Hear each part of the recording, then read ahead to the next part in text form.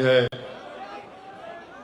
कि जिस जोश और खरोश के साथ आज आप सब लोग यहाँ पर जमा हुए हैं, इंशाअल्लाह ताला आपने फैसला कर लिया है कि 11 तारीख के दिन इंशाअल्लाह ताला आपका एक एकॉर्ड मजलिस इत्तेहादुल मुस्लिमीन के हक में और मजलिस इत्तेहादुल मुस्लिमीन के निशान पतंग पर लगेगा। मुझे यकीन है कि हम इंशाअल्लाह ताला करीमनगर में एक नई सियासी तारीख लिखने जा रहे हैं। यहां से आप जानते हैं कि मजलिस इत्तेहादुल मुस्लिमीन ने अपने 15 उम्मीदवारों को इस इलेक्शन में टिकट दिया है। वार्ड नंबर 1 से मोहतरमा आयशा फातिमा, वार्ड नंबर 5 से आयशा फातिमा, वार्ड नंबर 30 से कोमोला राजेश्वरी साहिबा, वार्ड नंबर 31 से मोहम्मद आरिफ अहमद साहब, वार्ड नंबर 32 से मोहम्मद अब्बास समी साहब, वार्ड नंबर 33 से मोहतरमा जहरा बानो साहिबा, 34 से मोहम्मद ख्वाजा मजहरुद्दीन, 37 से मोहम्मद अहमद मोहिउद्दीन, वार्ड नंबर 43 से खालसा साहब, 52 से अनमेला अनूशा साहिबा, वार्ड नंबर 54 से मोहतरमा तजीन फातिमा साहिबा, वार्ड नंबर 59 से मोहतरमा सना फातिमा साहिबा, वार्ड नंबर 60 से मोहतरमा नसीम सुल्ताना साहिबा, 61 डिवीजन कश्मीर गड्ढा से मोहम्मद आतिफ साहब, 64 डिवीजन से न्यू मुकरमपुरा मोहतरमा रुखैया फातिमा साहिबा, वार्ड नंबर 65 से अजमतपुरा से जनाब मोहसिन मोहिउद्दीन साहब। मैं साथ ही साथ आपके सामने यह भी अर्ज करना चाहूंगा कि पेद्दापल्ली से भी हमारे मजलिस के उम्मीदवार इलेक्शन लड़ रहे हैं। वार्ड नंबर 25 से मोहतरमा शहनाज बेगम साहिबा, वार्ड नंबर 30 पेद्दापल्ली से मोहतरमा समीरा बेगम साहिबा और वार्ड नंबर 34 से श्रीवनी मजलिस इत्तेहादुल मुस्लिमीन के उम्मीदवार है। मैं पेद्दापल्ली के तमाम राय दहिंदगान से भी अपील करता हूं कि वो इन तीनों उम्मीदवारों को जो वार्ड नंबर 25, 30 और 34 से इलेक्शन लड़ रहे हैं, इनको आप अपने वोट से कामयाब करें। मेरे अजीज दोस्तों और बुजुर्गों, मजलिस इत्तेहादुल मुस्लिमीन के इस जलसे के शहनशीन बतशरीफ फरमा हमारे सदर जनाब सैयद गुलाम अहमद हुसैन साहब, जनाब अब्बास समी साहब, औरंगाबाद से तशरीफ लाए मोहतरम जनाब नासिर सिद्दीकी साहब, मोहतरम जनाब जमीर खादरी साहब, मोहतरम जनाब शेख अहमद साहब और सैयद मोइजुद्दीन खादरी साहब, अनमला सुरेश साहब, बाबूजानी साहब, आतिफ अतीना, टाउन कमेटी और वार्ड कमेटी के तमाम जिम्मेदारान और आज अल्हम्दुलिल्लाह यहाँ पर करीमनगर में जितने मजलिस इत्तेहादुल मुस्लिमीन के सदर मोतमदीन है, मैं उन तमाम का खैर मुकद्दम करता हूँ, शुक्रिया अदा करता हूँ कि आज वो यहाँ पर आए हैं। मेरे अजीज दोस्तों और बुजुर्गों, आप जानते हैं कि करीमनगर एक स्मार्ट सिटी के तौर पर मंजूर हुआ है, मगर यहाँ पर बहुत से काम नहीं हुए हैं, जैसे कि रोड, ड्रेनेज, पीने के पानी की अदम सरबराही और बरखी के मसला भी है। कई वार्ड्स में हेल्थ सेंटर और पार्क्स की जरूरत है। और ख़ास तौर से मुस्लिम अक़लियत के इलाक़ों में इस तरह की सहूलतें मुहैया नहीं की गई हैं। और मैं आपको ये बताना चाहूँगा कि डिवीज़न नंबर 5 में, डिवीज़न नंबर 34 में और डिवीज़न नंबर 15 में ख़ास तौर से सल्फी नगर, विजयनगर, प्रियदर्शनी कॉलोनी जो पहले ग्राम पंचायत थे, यहाँ पर अब कोई डेवलपमेंट नहीं हुआ। बहुत से मसाइल हैं यहाँ पर और एक कसीर आबादी मुस्लिम अक़लियत की यहाँ पर रहती है। तो मैं आपसे वादा कर रहा हूँ कि इंशाअल्लाह ताला मजलिस इत्तेहादुल मुस्लिमीन यहाँ पर डेवलपमेंट का काम ज़रूर करवाएगी।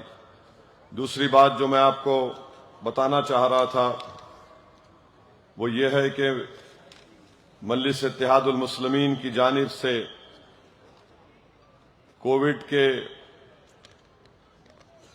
ज़माने में ऑक्सीजन कॉन्सेंट्रेटर की खिदमत आवाम को मुफ्त दी गई थी और फिर बिला लिहाज मज़हब मिल्लत करीमनगर दारुस्सलाम में आवाम के मसाइल हल किए जाते रहे।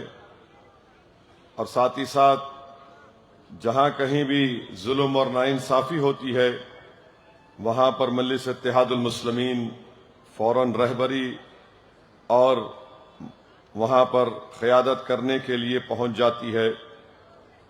करीमनगर के रेकरती साले नगर में आप जानते हैं कि मुकामी एमएलए के कहने पर 25 घरों को रातों रात तोड़ दिया गया। मजलिस की नुमाइंदगी पर केस करके उन लोगों को जेल को भिजाया गया। करीमनगर द जगतियाल हाईवे मौजू पुडूर की मस्जिद रोड की तोसी के लिए डिमोलिशन करने की कोशिश की जा रही थी। करीमनगर के मजलिस के जिम्मेदारों ने उस मस्जिद को शहादत से बचाया। और ख़ास तौर से खल्ब शहर में जो ईदगाह है, रोड तोसी के नाम पर उसको तोड़ने की हमेशा कोशिश की जाती रही और अल्हम्दुलिल्लाह मजलिस ने उसको नाकाम किया। रमज़ान के मुक़द्दस माह में जमात की जानिब से जेल के कैदियों को इफ्तार का एहतमाम किया गया और जो कैदियों के पास चालान की इस्तात ना थी, मजलिस के जिम्मेदारों ने उनको जेल से रिहाई अमल में लेकर आई। मैं आपको यही बताना चाहूँगा कि 43 डिवीज़न में मोमिनपुरा में सैयद मेराज की गली में रोड पर दीवार रहने की वजह से 50 खानदान को मुश्किल हो रही है। इंशाअल्लाह ये मसला हल होगा और इलेक्शन के बाद इंशाअल्लाह ताला दीवार को गिरा दिया जाएगा। कश्मीर गड्ढा रैतू बाजार मार्केट में आतिफ अतीना की नुमाइंदगी पर अल्हम्दुलिल्लाह मार्केट का काम हुआ। और मैं और भी जो काम हुए हैं मजलिस की तरफ से उसका जिक्र आपके सामने किया हूं। एक यहां पर एक बच्ची को उस पर हमला किया गया था आरटीसी बस जगतियाल में 2023 में। जाफर हुसैन मेराज साहब से नुमाइंदगी की गई थी और मजलिस की नुमाइंदगी पर जिस पुलिस के अहदेदार ने उस बच्ची पर हमला किया था उस पर पुलिस ने ऑफिशियली कार्रवाई की।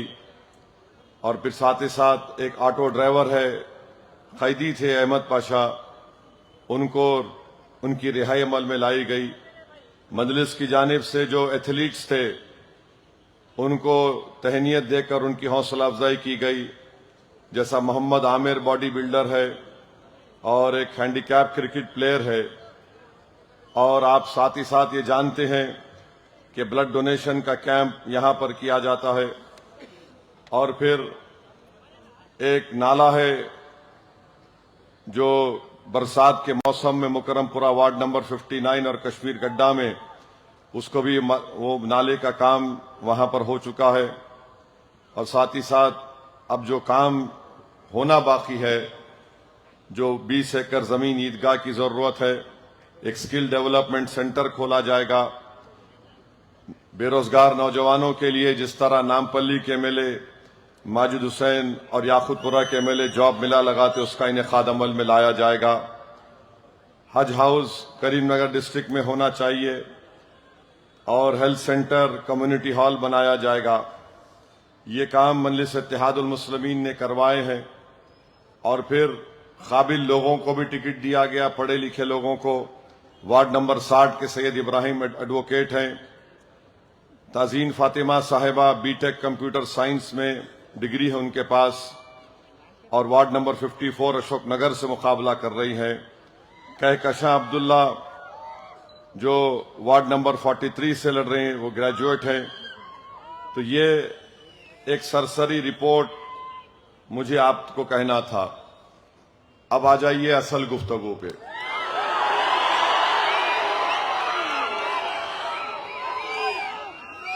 ये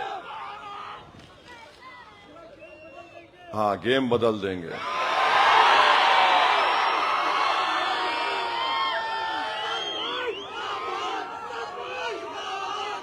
मैं यहां करीमनगर में खड़े होकर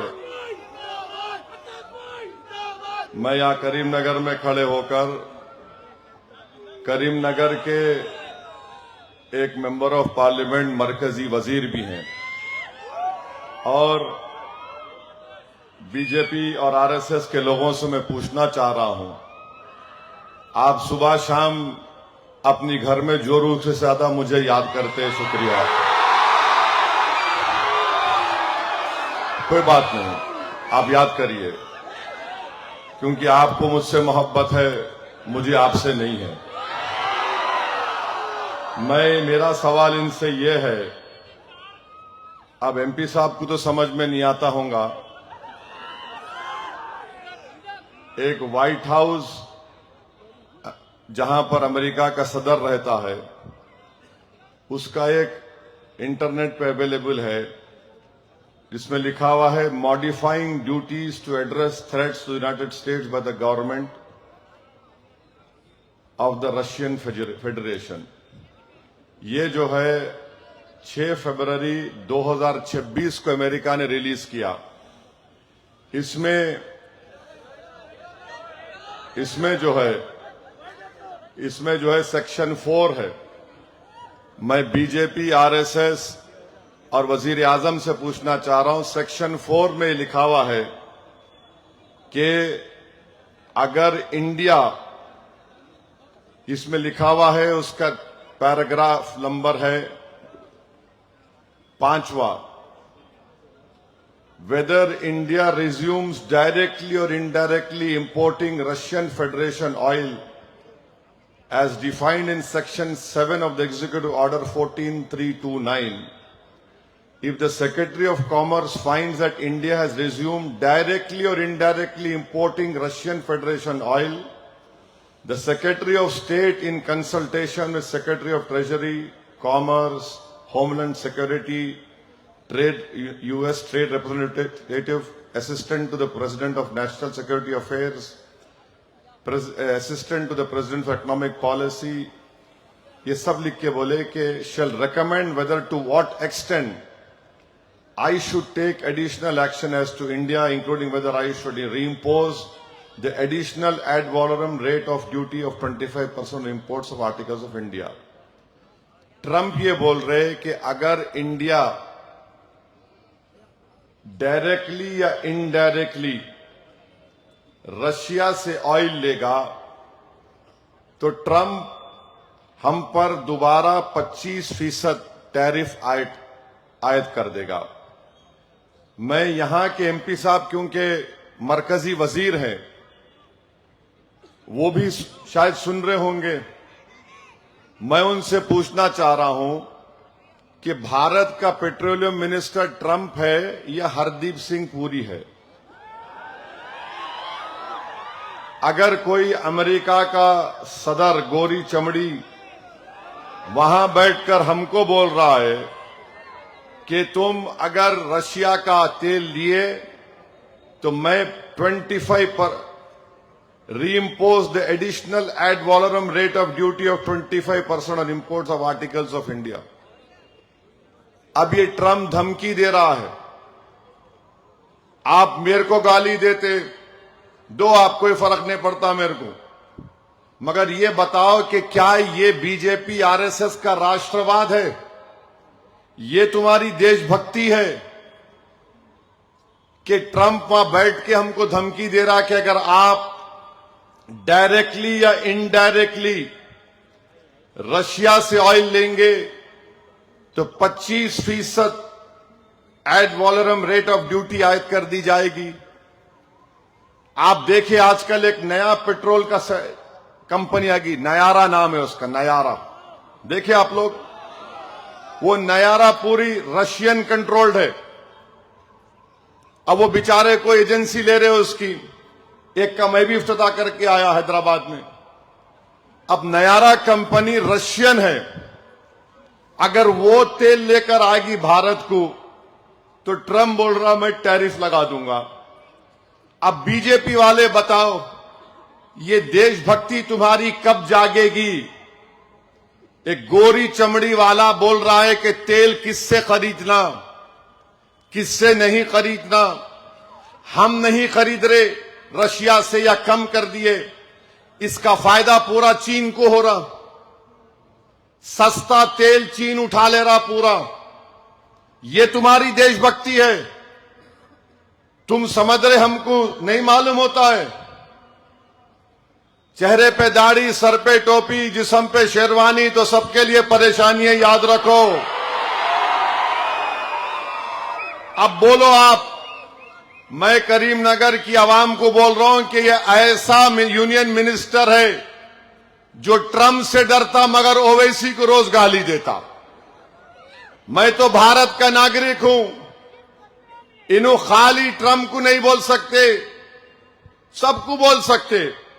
अब ये इस पे बता दो आप। अब दूसरा इनके ऊपर एक और सवाल, इन्हों नहीं समझते, मेरे को मालूम इनके ऊपर से जा रहा,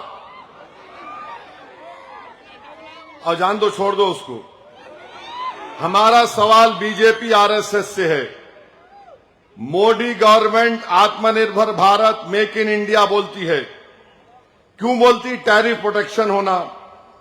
आपने प्रोडक्शन लिंक इंसेंटिव स्कीम शुरू किए, आपने लाखों करोड़ रुपए पब्लिक के इस्तेमाल किए डोमेस्टिक मैन्युफैक्चरिंग फैसिलिटी के लिए, कैपेसिटी के लिए। अब गवर्नमेंट अमेरिका से एग्री कर रही है कि हम टैरिफ कम कर देंगे, तो यूएस के, अमेरिका के इंडस्ट्रियल गुड्स यहां आएंगे, तो जो पीएलआई में जो आपके बैक सेक्टर्स है उनका क्या होगा? फिर ये सब्सिडाइज्ड यूएस से आएंगे। तो एक बुनियादी सवाल ये पैदा होता है कि हम इसको नहीं बचा पाएंगे, ना इसमें कोई सनसेट क्लॉज है, ना सीक्वेंसिंग है जो आपने ट्रेड एग्रीमेंट किया। तो फिर आप ही ये मोदी सरकार, ये इंडस्ट्रियल पॉलिसी जो कहीं आत्मनिर्भर भारत, ये सब खत्म हो जाएगा। पीएलआई कहां रहेगा? ये दूसरा सवाल। अब तीसरा सवाल ये है कि मोदी बोल दिए हैं ट्रंप को कि हम $550 बिलियन का ट्रेड करेंगे। इंटेंड यानी हमारा इरादा है। फिर अगर आप ये इरादा कर रहे हैं तो फिर ये तो बताओ कि अगर किसानों का प्रोटेक्शन क्या होगा? यहां की एग्रीकल्चर मार्केट का क्या होगा? चौथा सवाल यह है,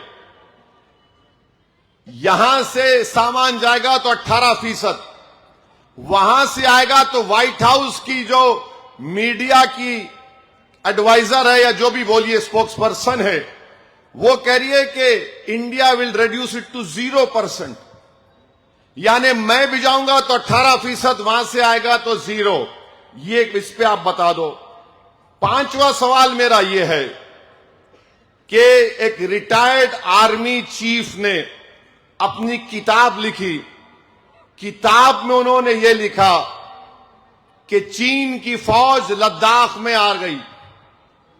मैं वजीर आजम मोदी को बोला, होम मिनिस्टर को बोला, एनएसए को बोला, वजीर दिफा राजनाथ सिंह को बोला कि बोलो क्या करना है। माने उस हमारी जो पेट्रोलिंग पॉइंट है वहां पर आ गई चीन की फौज। आधा घंटा, 1 घंटा, 1.5 घंटा, 2 घंटे के ऊपर हो गया।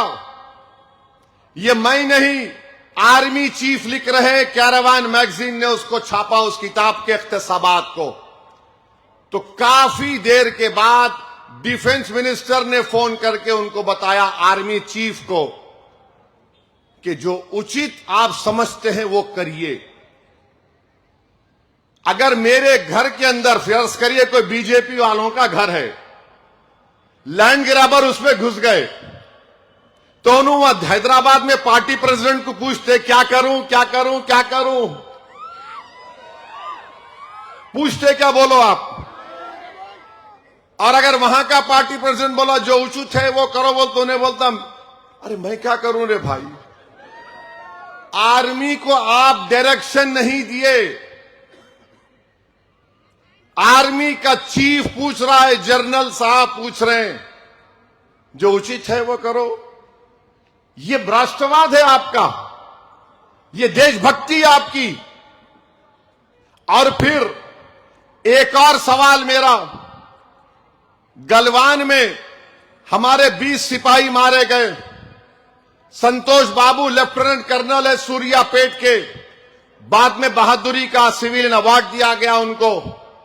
20 भारत के सिपाही मारे गए, बुरी तरह चीनी फौज ने हमारे सिपाहियों पे हमला किया था। उससे पहले क्या हुआ था उसका सवाल दो।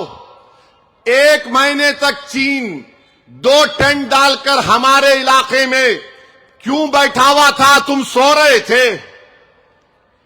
2 महीने तक हमारे पेट्रोलिंग इलाके में चीन टेंट डाल के बैठा हुआ था। बोलो बीजेपी वालों, मेरे सवाल का जवाब दो। चीन फौज घुस के बैठी हुई थी, संतोष बाबू को यह काम दिया गया था कि निकालो टेंट को, हटाओ वहां से। तुम क्या कर रहे थे, कौन जिम्मेदार है उसका। मेरे अजीज दोस्तों और बुजुर्गों, कोई जवाब नहीं आएगा, सन्नाटा है। बीजेपी, आरएसएस, हमारी मरकजी हुकूमत चीन के खिलाफ एक बात बोलने से घबराती है और फिर बफर जोन बना दिए। अब बफर जोन क्या है बताता हूं मैं आपको। ये यहां बच्चे खड़े हुए हैं, यहां अपनी आर्मी खड़ी हुई है, समझो मिसाल के तौर पर। इधर चीन खड़ा हुआ है। अब चीन क्या किया, उन वहां तक पेट्रोलिंग करते, हम यहां तक करते। चीन क्या किया, वहां से निकल के यहां तक आ गया और आके अपना टेंट लगा दिया।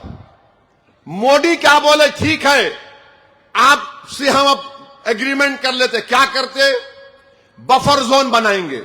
तो चीन क्या बोला, बफर जोन वो होगा जहां पर हम हैं वहां से 5 किलोमीटर तक बफर जोन, यानी आप यहां तक आ गए उन्हों हमारे इलाके में, अब इन्हों बोल रहे बस ये बफर जोन है। अरे वहां जाना ना उन्हें, नहीं आप जमीन दे दिए। ये मोहब्बत है भारत से आपको। आपने चीन के परसेप्शन ऑफ एलएसी को अपना लिया। जवाब दो मिनिस्टर साहब, तुम गाली दे सकते हो वही जानता हूं मैं, जाकर पूछो तुम्हारी सरकार से। एक और सवाल, ये बीजेपी वाले बोलते हैं कि नरेंद्र मोदी ओबीसीओं के बहुत बड़े नेता हैं। पार्लियामेंट में मोदी जी खड़े होकर सच्ची छाती को 3 बार मारे, मैं सबसे बड़ा बैकवर्ड क्लास का नेता हूं। चलो मान लिए थोड़ी देर के लिए। अब मैं मुनूर कापू लोगों से पूछ रहा हूं, बड़ी जिम्मेदारी के साथ पद्मशाली लोगों से पूछ रहा हूं, आप हमको यह बता दो कि यूजीसी का रेगुलेशन निकला कि कोई कॉलेज यूनिवर्सिटी में अगर किसी बैकवर्ड क्लास के लोगों को, दलितों को, आदिवासियों को और अकलियतों को, इनके किसी स्टूडेंट को तंग किया जाएगा तो फिर उनके खिलाफ ये होगा। उसके खिलाफ आलाजाद के लोगों ने पूरे मुल्क में तूफान खड़ा करने की कोशिश की। टीवी चैनल पर जो 6 बजे, 7 बजे, 8 बजे, 9 बजे, 10 बजे जो एंकर बैठते ना, उसमें कोई दलित नहीं है, सब के सब आलाजाद के हैं। उन्होंने भी शुरू कर दिए। मसला सुप्रीम कोर्ट को गया, सुप्रीम कोर्ट ने उस रेगुलेशन पर स्टे दे दिया। अरे तुम बैकवर्ड क्लास के नेता हो ना नरेंद्र मोदी, आप ही का रेगुलेशन, आप उसको सुप्रीम कोर्ट में रोक नहीं पाए, सुप्रीम कोर्ट ने स्टे दे दिया। सारी दुनिया जानती है कि कॉलेजेस यूनिवर्सिटीज में तासुब किया जाता है, डिस्क्रिमिनेशन किया जाता है बैकवर्ड क्लास से, दलितों से, माइनॉरिटीज से, आदिवासी से। हैदराबाद सेंट्रल यूनिवर्सिटी में रोहित वेमुला की मौत क्यों हुई? ये महाराष्ट्र से हमारे कायदीन आए। पायल ताडवी एक मुस्लिम आदिवासी डॉक्टर थी, उसकी मौत क्यों हुई? अरे तुम इतनी मोहब्बत करते बैकवर्ड क्लास से, तो तुम्हारा रेगुलेशन को स्टे नहीं होना चाहिए था। उस पर स्टे हो गया, बताओ उस पर क्या जवाब दोगे? मैं यहां के एमपी से जो होम मिनिस्ट्री के मिनिस्टर हैं उनसे पूछ रहा हूं, ट्रंप ने वेनेजुएला में घुस के वहां के प्रेसिडेंट को किडनैप करके अमेरिका लेके चला गया और न्यूयॉर्क में उस पर केस चल रहा है टेररिज्म का। क्या नरेंद्र मोदी की हुकूमत पाकिस्तान में घुसकर हाफिज सईद को गोद में उठाकर लाकर जैश-ए मोहम्मद के उस छोटे टेररिस्ट को, जिसको बीजेपी ने ले जाकर अफगानिस्तान में छोड़ा था, इनको लाएगी भारत को ताकि यहां पर उनको सजा दी जा सके? अगर ट्रंप वेनेजुएला में घुसकर मदुरो को उठा सकता है, तो क्या हम में इतनी ताकत नहीं है? मोदी जी, आपका तो 56 इंच का सीना है और आपका तो मंत्री रोज मुझे गाली देता है, इसको भी साथ भिजा दो, लेके आओ हाफिज सईद को, उस जैश-ए मोहम्मद के टेररिस्ट को लाओ। क्यों लाओ? क्योंकि आप लोग नहीं जानते होंगे, नौजवान लोग, जिस वीटी स्टेशन पर, उस वक्त वीटी स्टेशन था, अजमल कसब जो पाकिस्तान से आया था, उसने रेलवे स्टेशन पर अंधाधुंध फायरिंग करके मासूम लोगों का कत्ल किया। उसमें एक निजामाबाद की बच्ची थी, शादी होके शायद 4 महीने हुए थे, हाथ की मेहंदी उसकी नहीं खत्म हुई थी, वो बच्ची वहीं पर शहीद हो गई। उसके वालिद को पैर में गोली लगी। अगर तुमको इतनी मोहब्बत है ना, तो लेकर आओ वो तमाम हाफिज सईद को, लश्कर-ए-तैयबा के तमाम जिम्मेदारों को, ताकि निशाने इबरत हम बना सके उन जालिमों को जो हमेशा भारत में आतंकवाद करते हैं। ये सवालों का जवाब एमपी साहब आप दे दो या आपकी पार्टी को बोलो जवाब दो। अगर जवाब नहीं दे सकते तो 11 तारीख तक खामोश बैठो घर में।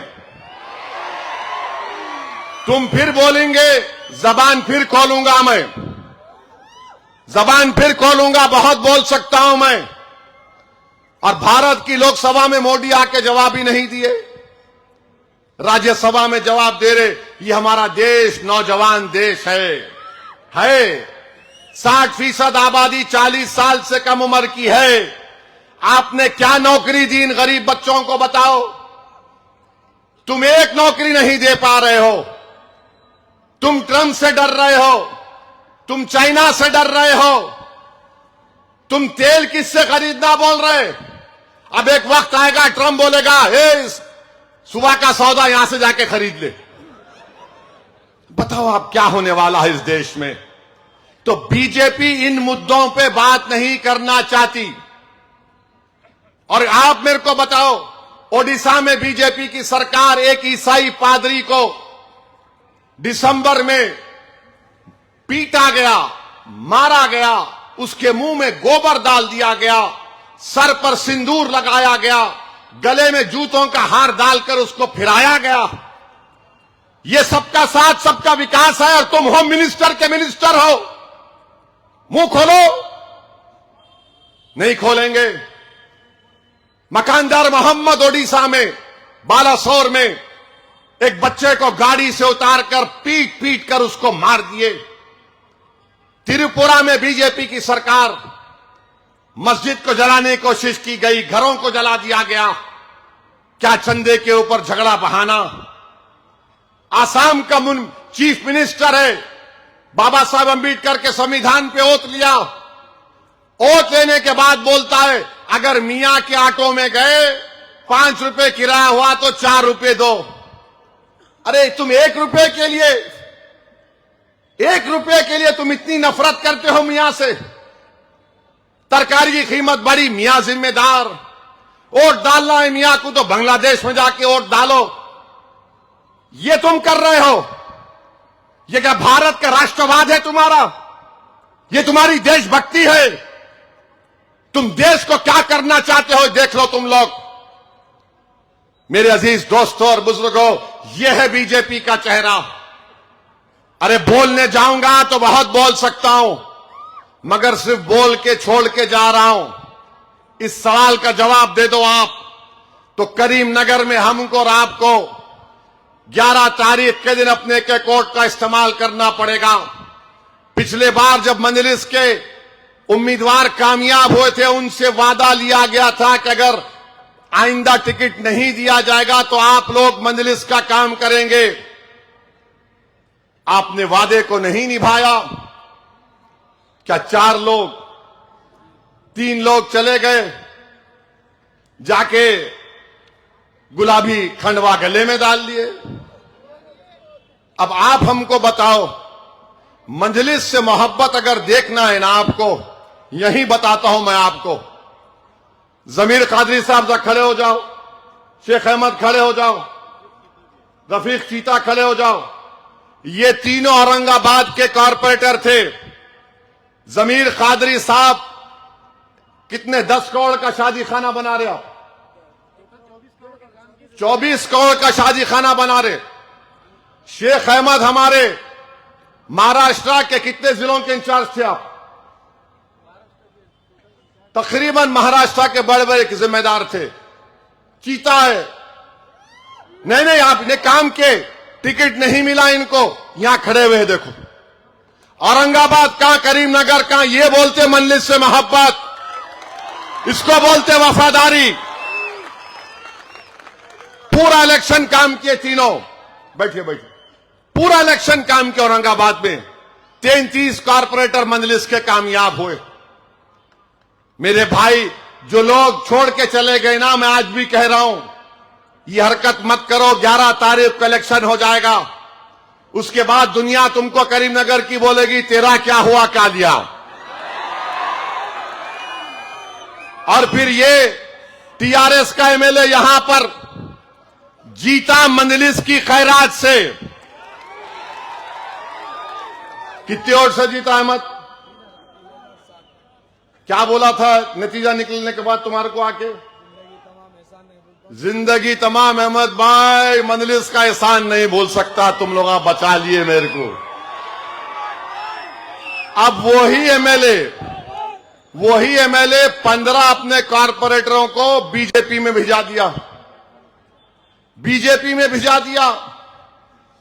और फिर हमारी एक उम्मीदवार साहिबा हैं, आयशा फातिमा के खिलाफ, कौन सा वार्ड है उनका?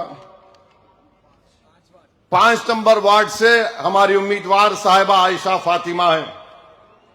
उनके खिलाफ उनके सगे भाई को खड़ा कर दिया, इंडिपेंडेंट। अरे एमएलए, तेरी पार्टी में तेरे लीडर केटीआर का अपनी बहन से झगड़ा है, तू वही समझ रहा क्या करीमनगर में? तू घरों में आग लगाने को आया यहां पर? अरे तेरे लीडर को बोल, वो बच्ची को जाके बोल, दोनों मिल लो बोल के। मगर लड़ रहे वहां पे, गुस्सा यहां पे निकाल रहे। ये इनकी जहनियत है। एक बहन खड़ी हुई है तो भाई को इंडिपेंडेंट खड़ा कर रहे हैं। बड़े अफसोस की बात है, मगर खैर कोई बात नहीं। मुझे यकीन है कि इस इलेक्शन के बाद तुम मामू को छोड़कर बीजेपी में जाके गोद में बैठने वाले हो। टीआरएस को अगर कोई वोट पड़ेगा करीमनगर में, तो सिर्फ और सिर्फ बीजेपी को फायदा पहुंचाने के लिए काम किया जा रहा है। मैं आपसे अपील कर रहा हूं कि आप ऐसे उम्मीदवारों को वोट मत दीजिए। अपने वोट को जाय होने से बचाइए।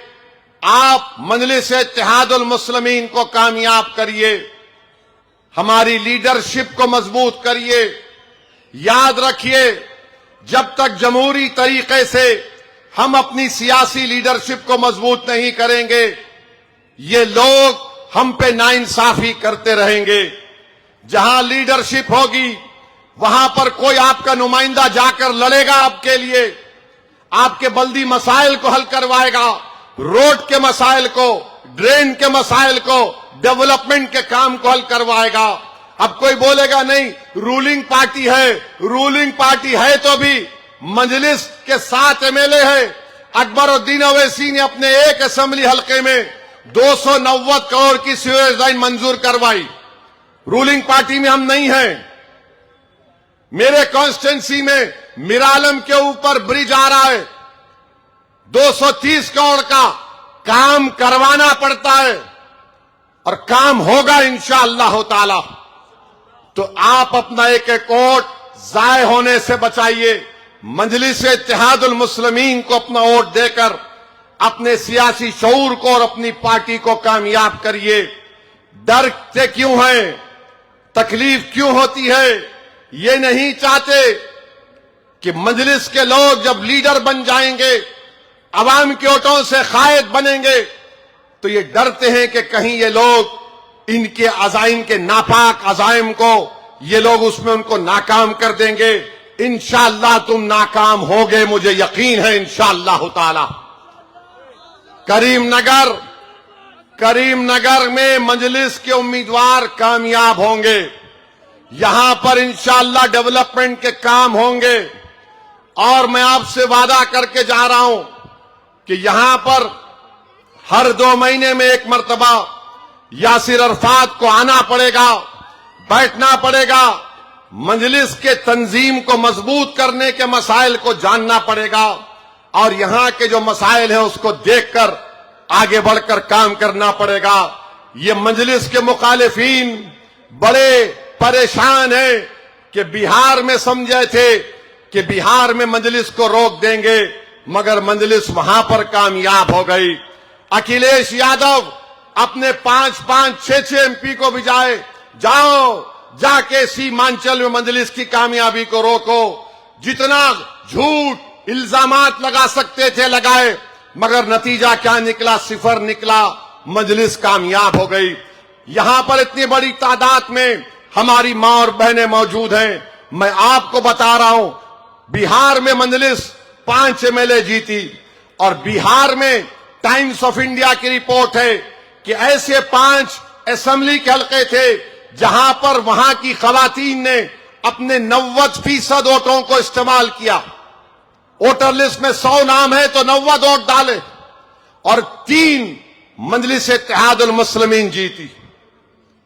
मैं आपसे अपील कर रहा हूं कि आप आगे बढ़कर आप अपने आप को कामयाब करिए। मजलिस की कामयाबी होगी। महाराष्ट्र का इलेक्शन हुआ तो सब बोले नहीं कुछ नहीं होगा, औरंगाबाद में फुला होगा, औरंगाबाद में ये होगा। मीडिया वाले मेरे को ही बोले औरंगाबाद में क्या होगा? मैंने कहा औरंगाबाद में नानखलिया होगा। नानखलिया खाए कभी? खाए? वो गाढ़ा रहता बड़े का। एक टाइम खाए तो 12 घंटे तक पेट फुल रहता। हम बोले नानखलिया होगा। 33 जीत गए, 33 जीत गए। मुंबई में गए, वहां पर अखिलेश यादव का खर्जा उतारना था। अतीक हमारा बच्चा, 8 कारपोरेटर हैं शिवाजी मानखुर्द में, 6 मजलिस जीत गई। परेशान। एक दलित जीता, 8 कारपोरेटर मुंबई में, और मजलिस ने किसको लीडर बनाया? अपनी पार्टी का मुंबई के बल्दिया में उबाले साहब को, दलित हैं वो, उनको बनाया। मालेगांव में 21, अमरावती में, अकोला में, धुलिया में, नांदेड़ में, नागपुर में मजलिस के 6 कारपोरेटर जीतकर मोहन भगवत को बताए, देखो हरा झंडा। 6 जीते। अब इस पे सब परेशान, सेक्युलर कम्युनल, ये क्या हो रहा है। तो मेरे अजीज दोस्तों और बुजुर्गों, मेरी आप सदबन गुजारिश है कि आप 11 तारीख के दिन अपना एक एक वोट का सही इस्तेमाल करके मजलिस के पूरे उम्मीदवारों को आप कामयाब करिए। ये जितने आजाद है, ये जितने गाड़ी में बैठ के आ रहे, गाड़ी वालों की टायर पंक्चर हो चुकी है, फिलवक्त नहीं चल रही। ये सिर्फ बीजेपी को जिताने के लिए ये हरकतें कर रहे हैं। और मैं आपको एक बात बताकर अपनी बात को खत्म करूंगा, बड़ी जरूरी बात है, सुनिए। अप्रैल के महीने में या मार्च के महीने में एसआईआर होगा तेलंगाना में। मैं करीमनगर के मसाजिद के जिम्मेदारों से, उलमाए कराम से, मुफ्तियों से, मशाखीन उज़्ज़ाम से, कौम और मिल्लत के जिम्मेदारों से अपील कर रहा हूं कि हर जुमे की खुतबे से पहले वो एसआईआर की अहमियत पर लोगों को बताए। 2002 की वोटर लिस्ट और 2024 की वोटर लिस्ट से मैपिंग करवाए। प्रोजनी सर्टिफिकेट, 10th का सर्टिफिकेट, ये सब हमको तैयार रखना है। बीजेपी एनपीआर एनआरसी के जरिए नहीं, बल्कि एसआईआर के जरिए भारत के मुसलमानों को परेशान करना चाहती है। और आज आपको मैं कह रहा हूं खुलकर, 11 तारीख के दिन जिस जिसका नाम वोटर लिस्ट में, हाथ उठाओ, यहां भी उठाओ। अब आपको वोट डालेंगे तो सबूत होगा ना, वोट डालेंगे तो सबूत होगा। तो ये आपको 11 तारीख के दिन उस वोटर लिस्ट का इस्तेमाल करना है, वोट डालना है। वो वोटर लिस्ट भी 24 के पार्लियामेंट की वोटर लिस्ट से बनाई गई है। तो याद रखिए, अगर हम जरा से भी कोताही करेंगे तो गोवा में एक साबिका मेंबर ऑफ पार्लियामेंट को इलेक्शन कमीशन ने नोटिस दिया कि आप कागजात लाके दो, क्या तुम भारत के नागरिक हो। नेवी का एक सबसे बड़ा रिटायर्ड ओहदेदार, उसको नोटिस चले गई, बताओ कागज लाके दो। याद रखो, एसआईआर बीजेपी एनपीआर एनआरसी के जरिए नहीं, एसआईआर के जरिए संघ परिवार मुसलमानों को परेशान करना चाहती है। उत्तर प्रदेश में फॉर्म 7 डाला गया ताकि मुसलमानों के नाम को डिलीट कर दिया जाए। आपको यह इसलिए कह रहा हूं कि आप बाखबर रहें। हमको सबको मिलकर काम करना है। करीमनगर का एक भी वोटर, जेन्युइन वोटर जो है, उसका नाम नहीं मिस होना है। आप सब लोग मेहनत करेंगे ना एसआईआर के लिए। एसआईआर याद रखिए, बहुत बड़ा मुद्दा है, इसको आसान मत समझिए। हमको चौकस रहना है, मीटिंगें करना है। 2002 की वोटर लिस्ट लेना है, मैं दूंगा अहमद को, मजलिस की तरफ से भी रहबरी की जाएगी। तो आपको इस वोटर लिस्ट में अपने वोट का इस्तेमाल करो, दबा के वोट डालो।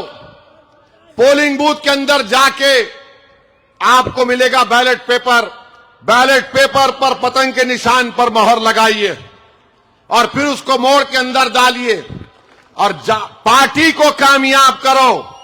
ये सब हम लोग हैं, कल नहीं रहेंगे। मजलिस को बाकी रखना है, शख्सियत को बाकी रखना नहीं है। हम पानी इस मिट्टी में चले जाएंगे जो सबको जाना है, हमारी हड्डियां गल जाएंगी, मगर याद रखो, हमको इत्मीनान उसी वक्त मिलेगा जब जमात आबाद और शादाब रहेगी। ये जमात मजलूमों को अपना लीडर बनाना चाहती है, ये जमात जालिमों से पंजा आजमाई करना चाहती है, ये जमात फिरकापरस्त ताकतों को हराना चाहती है, ये जमात इबादत गाहों को हिफाजत चाहती है, ये जमात शायर इस्लाम की हिफाजत की पाबंद है। तो मैं आपसे अपील कर रहा हूं कि वोट का इस्तेमाल करो, एक एक वोट का इस्तेमाल करो। जवाब दो गद्दारों को, पतंग के निशान पर मोहर लगाओ, पतंग के निशान पर मोहर लगाओ। जवाब दो जालिमों को जो हम पर तनकीद करते हैं, झूठे इल्जामात लगाते हैं। जवाब दो उन लोगों को जो वक्फ का काला कानून बनाकर हमारी मस्जिदों को छीनना चाहते हैं। जवाब दो उन लोगों को अपने इत्तेहाद से कि जो हमारे वोटों को डिवाइड करना चाहते हैं। क्या आप 11 तारीख के दिन मजलिस को कामयाब करेंगे? तो लगाइए मेरे साथ नारा, नारे तकबीर। और अपनी सेलफोन की लाइट खोलो, पूरे लाइट खोलो। उनकी दिमाग की बत्ती जलना जरूरी है। पूरे खोलो।